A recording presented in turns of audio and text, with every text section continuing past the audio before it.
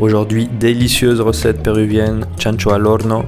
C'est de la poitrine de porc au four, très croquante. Je vous invite à faire pause pour voir la liste des ingrédients. Mais grosso modo, il n'y a pas grand chose, c'est juste du porc et du sel, c'est tout. Donc là, je vous présente juste la pièce, c'est bien de la poitrine avec de la peau.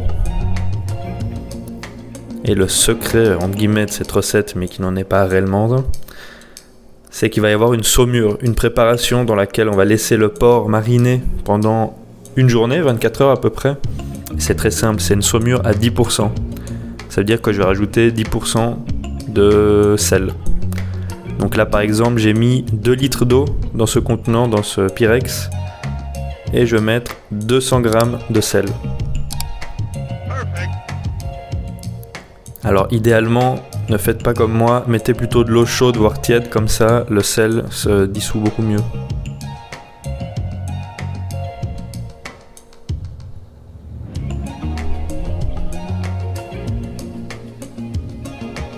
Alors là on peut un petit peu rajouter ce qu'on veut. Au Pérou ils rajoutent aussi de l'origan, de l'ail. Là j'ai mis uniquement des feuilles de laurier.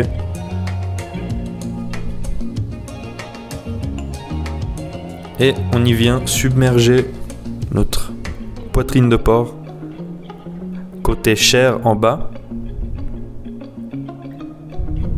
Il faut bien que ce soit submergé. Et on le recouvre. Alors là j'ai un bidule en plastique, mais on met n'importe quoi pour le mettre 24 heures au frais. Ça sert à rien de faire une saumure de 1 heure pour ce type de morceau. Ça va dépendre de la pièce bien entendu. Si c'est d'une petite pièce, moins de temps. Mais là, un jour c'est parfait pour cette taille. Là c'était à peu près 1 kg. Lorsque le porc a fini de faire sa sieste pendant une journée, on va le sécher. On le sèche correctement. On va le tamponner côté peau, côté chair, sur les côtés. L'idée c'est de faire disparaître le maximum d'humidité. Comme ça on va avoir un rendu super croquant. Quand on l'a bien séché, on va venir le poinçonner côté peau. On va faire plein de petits trous. Là je me suis aidé d'une brochette.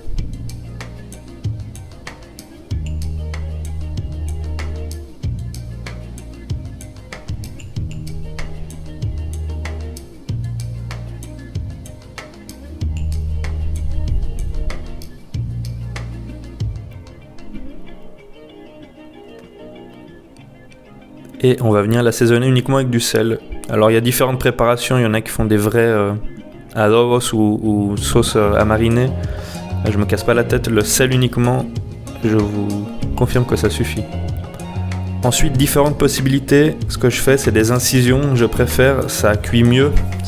J'ai l'impression que ça répartit beaucoup mieux la chaleur par rapport au test que j'ai fait où je ne fais pas d'incision.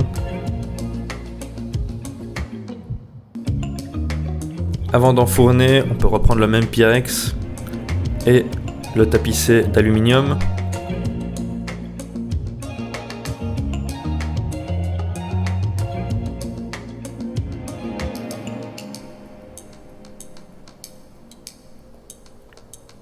Et on va enfourner ça pendant 2 heures à 200 degrés.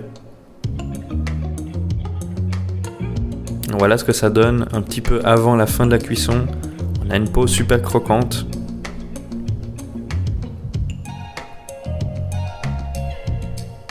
Ensuite, on laisse reposer la viande à peu près 10 minutes.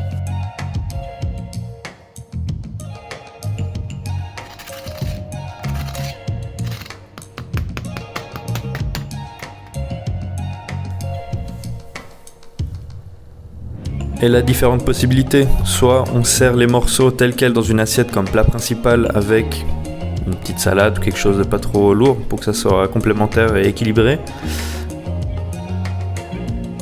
Ou alors on peut le couper en petits morceaux comme je l'ai fait parce qu'après je vais faire un chaufa avec un riz sauté.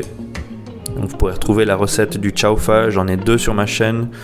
Une de saucisse, une de poulet, enfin un chaufa de poulet, un chaufa de saucisse. Et là c'est mon chaufa préféré, celui avec la poitrine de porc, vraiment délicieux.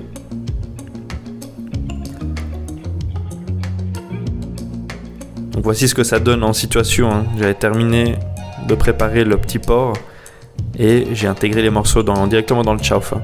Et ça, c'est quelque chose qu'on voit quasiment jamais au Pérou. Je sais pas pourquoi. Pourtant, les Péruviens mangent énormément de chaufa, énormément de chancho al horno, ou al cilindro, ou peu importe, ou à la cajachina. Mais ce mélange, je l'ai jamais vu dans un resto. Alors dites-moi dans les commentaires si vous l'avez déjà vu. Après, je sais qu'en Asie du Sud-Est, par exemple en Thaïlande, ils mangent beaucoup de riz sauté au porc frit. Donc ça y ressemble quand même pas mal.